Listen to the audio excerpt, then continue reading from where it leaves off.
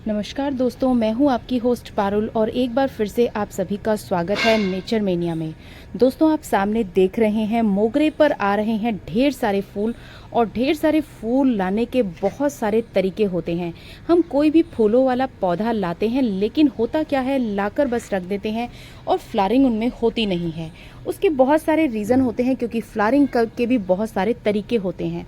अपने पौधे पर कैसे फ्लावर्स लाने हैं, इसके लिए आपको अलग तरह की खाद चाहिए होती है, आपको कुछ खास टिप्स का यूज़ करना पड़ता है, लेकिन हमें वो सब चीज़ें पता नहीं होती। इसीलिए हमारे जो पौधे हैं उस पर पूरी तरह से फ्लावर जो है वो नहीं आते हैं।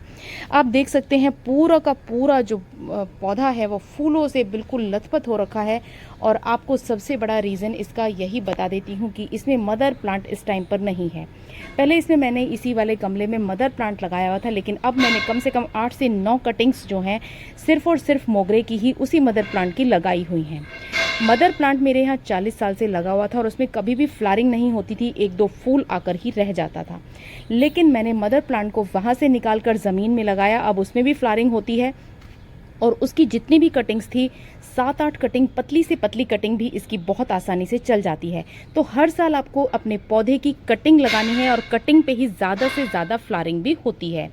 तो अब सबसे बढ़िया टिप जो आपको बताती हूँ, जब भी फ्लावरिंग का, वैसे तो इसमें पूरे साल ही फ्लावरिंग होती रहती है, 1-2 फूल तो पूरे साल ही आता रहता है। लेकिन ये टाइम जो होता है ना, फरवरी से लेकर और पूरी बरसात भी जो है, बरसात के मौसम होने के बावजूद भी आप देख सकते हैं इसमें कितने ज़्यादा फ्लावर इकट्ठे ही खिल गए हैं, क्योंकि इस पर ढेर सारी कलियां जो आई थी। जब इस पर पहली बार कलियां आई और फूल खिले तो मैंने उसकी टिप को जो है टिप प्रूनिंग इसकी कर दी थी, यानी कि टिप को नाखून से ही पिंच कर दिया था। तो पहले 3 फ्लावर्स आए और फिर उसके बाद 5-5 का गुच्छा जो है फूलों का, आप देख सकते हैं कि ये 5 फूलों का गुच्छा जो है यहाँ पर आया हुआ है। तो जैसे जैसे आप टिप प्रूनिंग करते जाते हैं, फूलों का जो गुच्छा है वो बढ़ता जाता है, बड़ा होता जाता है। आप देख सकते हैं इसमें भी जो है 5 फूल हैं। अब इसमें देखिए 3 कलियां इधर हैं और 2 कली इधर है और एक ये बीच में भी है। तो ये जितने आप टिप प्रूनिंग करेंगे उतनी ज़्यादा ही फ्लावरिंग होगी। लेकिन फ्लावरिंग कैसे होगी, क्योंकि आपने इसकी मिट्टी के लिए तो कुछ किया ही नहीं है। मिट्टी के लिए आपको सबसे अच्छा जो है खाद मैं आपको बता देती हूँ। इसमें आपको नींबू के छिलके, अगर आप कुछ नहीं कर सकते हैं, आपके पास टाइम नहीं है, तो सूखे हुए नींबू के 2-3 छिलकों को आपको जड़ से दूर, जो भी गमले की किनारी होती है ना, वहाँ पर आपको कुछ इस एरिया में आपको जो है यहाँ पर इनको लगा देना है, दबा देना है मिट्टी के अंदर। और ये जो है एसिटिक सॉइल जो है इन्हें बहुत ज़्यादा पसंद होती है, तो ये जो है मिट्टी इसकी एसिटिक अपने आप ही होती जाएगी। दूसरा तरीका होता है कि चाय की पत्ती जो है, इसका मेन एक फ्लावरिंग लेने का मेन तरीका होता है। चाय की पत्ती को आप किसी भी फॉर्म में ले सकते हैं। अगर आप सूखी हुई चाय की पत्ती नहीं रख सकते हैं, पुरानी चाय की पत्ती यूज्ड, तो आप क्या कर सकते हैं कि आप चाय की पत्ती ही ले लीजिए, बस 1 चम्मच, और 15 दिन में, हर 15 दिन में आपको उसे पानी में भिगो कर रख देना है। मॉर्निंग में वो पानी आपको अपने पौधे के अंदर डाल देना है।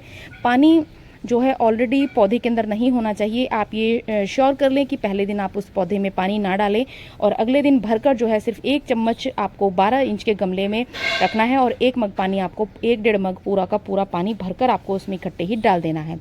अब देखिए मेरे पौधे में पानी भी नहीं है इस टाइम पर, बहुत ज़्यादा मैं पानी देती भी नहीं हूँ, तो भी इसमें फ्लावरिंग बहुत अच्छी हो रही है।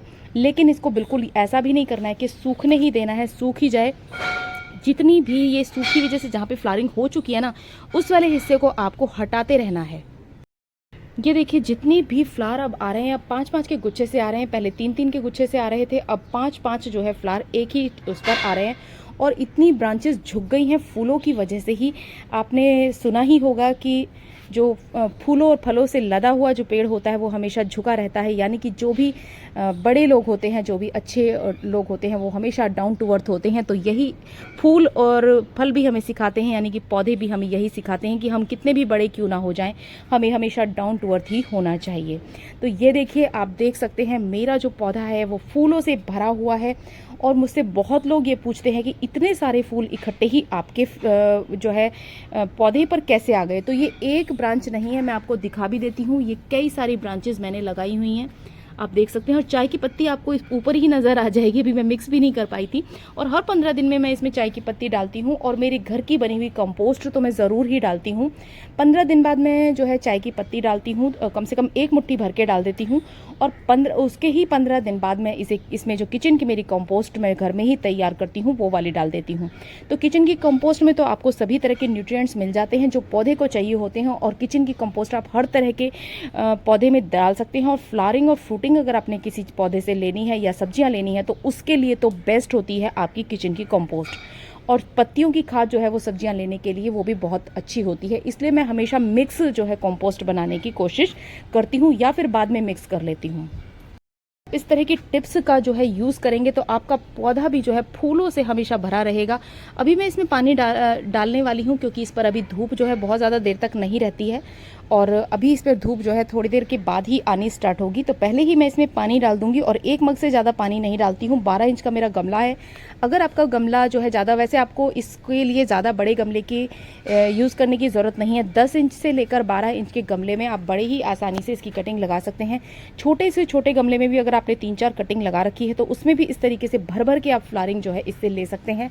मोगरा जो है खुशबू से जो है ना आपके गार्डन को बिल्कुल भर देता है। इतनी प्यारी मेरे गार्डन में खुशबू आ रही है कि मुझे खुशबू ने ही अट्रैक्ट कर लिया और मुझे वीडियो बनाने के लिए मजबूर कर दिया, और बोला कि जल्दी से बता दो सबको इसकी ट्रिक्स, किस तरीके से आप जो है इतने सारे फ्लावर्स अपने पौधे से ले सकते हैं।